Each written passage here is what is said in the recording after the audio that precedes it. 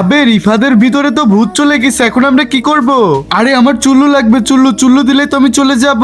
আবে এই তো স্কুলে চুল্লু চাইতেছে, এখন কি করব? আরে টাক ম্যাম চলে এসেছে, তাড়াতাড়ি পালাও এখান থেকে। আবে রিফাত তুমি এরকম কেন করতেছো? আমি চুল্লু খাবো।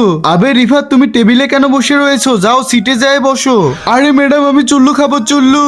আরে স্কুলে কেউ চুল্লু চাই নাকি? তোকে তো আমি চুল্লু খাবো, চুল্লু। আবে রিফাত তো টাক ম্যাডামকে মারতেছে। আমাকে ছেড়ে দে।